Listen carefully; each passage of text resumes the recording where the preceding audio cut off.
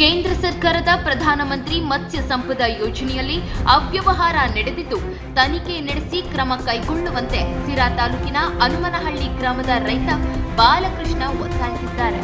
2021-22ನೇ ಸಾಲಿನ ಪ್ರಧಾನಮಂತ್ರಿ ಮತ್ಸ್ಯ ಸಂಪದ ಯೋಜನೆಯಲ್ಲಿ ಶಿರಾ ತಾಲೂಕಿಗೆ 25 ಜನ ರೈತರನ್ನು ಆಯ್ಕೆ ಮಾಡಿ ತಲಾ 30 ಲಕ್ಷ ರೂಪಾಯಿ ವೆಚ್ಚದ ಮೀನು ಸಾಗಾಣಿಕೆ ಘಟಕ ನೀಡಲಾಗಿತ್ತು. ಈ ಘಟಕ ಸ್ಥಾಪನೆ ಸಂದರ್ಭದಲ್ಲಿ ನೆಪ ಮಾತ್ರಕ್ಕೆ ರೈತರ ಖಾತೆಗೆ ಹಣ ಹಾಕಿ ಮುಂಗಡವಾಗಿಯೇ ಚೆಕ್ ಪಡೆದು ಗುತ್ತಿಗೆದಾರರು ಪ್ರತಿ ಘಟಕದ 30 ಲಕ್ಷ ರೂಪಾಯಿ ಹಣ ಪಡೆದಿದ್ದಾರೆ. ತುಮಕೂರು ಜಿಲ್ಲೆ ಮೀನುಗಾರಿಕೆ ಉಪನಿರ್ದೇಶಕ ಮತ್ತು ಸಹಾಯಕ ನಿರ್ದೇಶಕ ರೈತರಿಗೆ ಈ ಯೋಜನೆಯ ಹಣ ಹಾಕುವ ನೆಪದಲ್ಲಿ ಪ್ರತಿ ಫಲಾನುಭವಿ ರೈತರಿಗೆ 5 ಲಕ್ಷಕ್ಕೂ ಹೆಚ್ಚು ಹಣ ವಸೂಲಿ ಮಾಡಿ ರೈತರಿಗೆ ಅನ್ಯಾಯ ಮಾಡಿದ್ದಾರೆ. 2021-22ನೇ ಸಾಲಿನಲ್ಲಿ ಕೇವಲ ಯೋಜನೆಯ ಹಣ ಪಡೆಯಲು ನೆಪ ಮಾತ್ರಕ್ಕೆ ಸ್ಥಾಪನೆಯಾದ ಮೀನು ಸಾಗಾಣಿಕೆ ಘಟಕ ಇಂದು ಕಾಣೆಯಾಗಿವೆ. ಇದಕ್ಕೆ ಅಧಿಕಾರಿಗಳೇ ಕಾರಣ ಎಂದು ಆರೋಪಿಸಿದ್ದಾರೆ. ಇದಲ್ಲದೆ 24-25ನೇ ಸಾಲಿನಲ್ಲಿ ಕೂಡ ಕಳೆದ ಬಾರಿ ಕೊಟ್ಟಿದ್ದ ಫಲಾನುಭವಿಗಳ ಸಂಬಂಧಿಕರಿಗೆ ಸಿರಾ ತಾಲೂಕಿನಲ್ಲಿ 5 ರಿಂದ 6 ಮೀನು ಸಾಗಾಣಿಕಾ ಘಟಕಗಳನ್ನು ನೀಡಲು ಮುಂದಾಗಿರುವುದು ಹಲವಾರು ಅನುಮಾನಗಳಿಗೆ ಕಾರಣ ಮಾಡಿಕೊಟ್ಟಿದೆ. 2021-22ನೇ ಸಾಲಿನಲ್ಲಿ ಮಂಜೂರಾಗಿದ್ದ ಘಟಕಗಳ ಹಳೆ ಪೈಪ್ ಮತ್ತು ಮ್ಯಾಟ್ಗಳನ್ನು ನೂತನ ಘಟಕ ಸ್ಥಾಪನೆಗೆ ಬಳಸಿ ಅಧಿಕಾರಿಗಳು ಹಣ ದುರುಪಯೋಗ ಮಾಡಿಕೊಳ್ಳುತ್ತಿದ್ದಾರೆ ಎಂದು ಆರೋಪಿಸಿದ ರೈತ ಬಾಲಕೃಷ್ಣ ಜಿಲ್ಲಾಧಿಕಾರಿಗಳ ಸಮಗ್ರ ತನಿಖೆ ನಡೆಸಿ ಕೇಂದ್ರ ಸರ್ಕಾರದ ಮಹತ್ವಾಕಾಂಕ್ಷೆಯಾದ ಪ್ರಧಾನಮಂತ್ರಿ ಮತ್ಸ್ಯ ಸಂಪದ ಯೋಜನೆಯ ದುರುಪಯೋಗ ತಡೆಯುವಂತೆ ಒತ್ತಾಯಿಸಿದ್ದಾರೆ.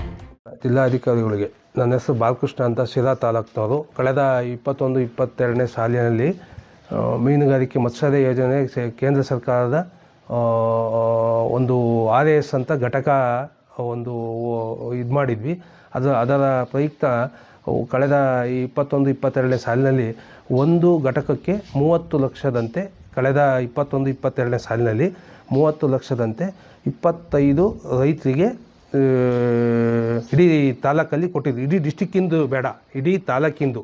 ಡಿಸ್ಟಿಕ್ಕಿಂದು ಹೋದರೆ 22 ಕೋಟಿ ಆಯಿತು ಮೇಡಮ್. ಅದೇ 22 ಕೋಟಿ ಆಯಿತು. ಅದರಲ್ಲಿ ನಮ್ಮ ತಾಲೂಕಲ್ಲಿ ಇಡೀ ಸಿರಾ ತಾಲೂಕಲ್ಲಿ ನಾನು ಮನವಿ ಮಾಡ್ಕೊಳ್ಳೋದು ನಿಮ್ಮನ್ನು 25 ಕಳೆದ ಬಾರಿ 21-22ನೇ ಸಾಲಿನಲ್ಲಿ 25 RAS ಘಟಕಗಳನ್ನು ಕೊಟ್ಟಿದ್ದು.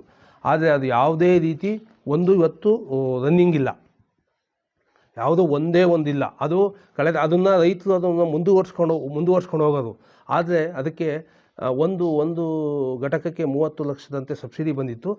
ಆ ಹಣವನ್ನು ಅಧಿಕಾರಿಗಳು ಮಧ್ಯವರ್ತಿಗಳು ಎಲ್ಲ ಅದಕ್ಕೆ ಯಾವುದೇ ಕಾರಣಕ್ಕೂ ರೈತನಿಗೆ ಸಿಗಲಿಲ್ಲ. ಒಂದೊಂದು ಘಟಕಕ್ಕೆ 5 ರಿಂದ 6 ಲಕ್ಷ ರೂಪಾಯಿ ದುಡ್ಡು, ಒಂದು ಘಟಕಕ್ಕೆ 5 ರಿಂದ 6 ಲಕ್ಷ ರೂಪಾಯಿ ದುಡ್ಡು ಅಧಿಕಾರಿಗಳು ಸುಲಿಗೆ ಮಾಡಿದರು. ಆದ ಕಾರಣ ಯಾವುದೇ ರೀತಿ ರೈತನಿಗೆ ನೆಕ್ಸ್ಟ್ ಅದು ಏನು ಮೀನು ಬೆಳೆಯೋದಕ್ಕೆ ಅವನಿಗೆ ಒಂದು ತರಬೇತಿನೂ ಕೊಡಲಿಲ್ಲ. ಅದು ಹೆಂಗೆ ಮಾಡಬೇಕಂತ ಮಾಹಿತಿನೂ ಇಲ್ಲ. ಏನು ಮಾಹಿತಿ ಇಲ್ಲದಲ್ಲೇ ಇವರು ಏನು ಡಾಕ್ಯುಮೆಂಟ್ಸ್ ಇಸ್ಕೊಂಬೋದು, ವರ್ಕ್ ಆರ್ಡ್ರ್ ಕೊಡೋದು, ಏನು ಅವ್ರಿಗೆ ಸಂಬಂಧಪಟ್ಟ ಆದರೆ ಸಂಬಂಧಪಟ್ಟ ಕಾಂಟ್ರಾಕ್ಟ್ಗಳನ್ನ ಇಟ್ಕೊಂಡು ಅವ್ರ ಮುಖಾಂತರ ಸುಲಿಗೆ ಮಾಡ್ತಾಯಿದ್ದಾರೆ. 5 ರಿಂದ 6 ಲಕ್ಷ ರೂಪಾಯಿ ಇದು ಮಾಡ್ತಾಯಿದ್ದಾರೆ. ಅದೇ ರೀತಿ ನೆಕ್ಸ್ಟ್ ಈಗಲೂ ಮುಂದುವರಿತಾ ಇದೆ.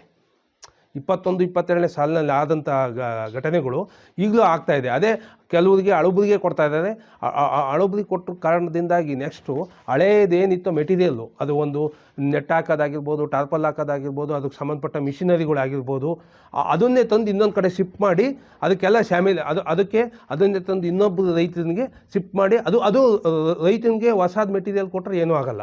ಅದೇ ಹಳೆ ಮೆಟೀರಿಯಲ್ ತಂದು ಏನು ಬಿಲ್ ಆಗೋವರೆಗೂ ಅದು ಆ ದುಡ್ಡು ರೈತನಿಗನ ಉಳ್ಕೊಂಡಿಲ್ಲ. ಅದು ದುಡ್ಡೆಲ್ಲ ಎಲ್ಲ ಅಧಿಕಾರಿಗಳು ಕಾಂಟ್ರಾಕ್ಟ್ದಾರರು ಇದು ಮಾಡ್ತಾಯಿದ್ದಾರೆ. ಕಳೆದ 21-22ನೇ ಸಾಲಿನಲ್ಲಿ ಏನಾಗಿತ್ತು ಅದೇ ಮೆಟೀರಿಯಲ್ ಇನ್ನೊಂದು ಕಡೆ ಇದು ಮಾಡಿ ಅದಕ್ಕೆ ಏನು ಇವರು ಕಾಂಟ್ರಾಕ್ಟ್ದಾರಿದ್ದು ಅಧಿಕಾರಿಗಳು ಎಲ್ಲ ಶಾಮೇಲಾಗಿ ಇದೇ ಥರ ಇದು ಮಾಡ್ತಾರೆ.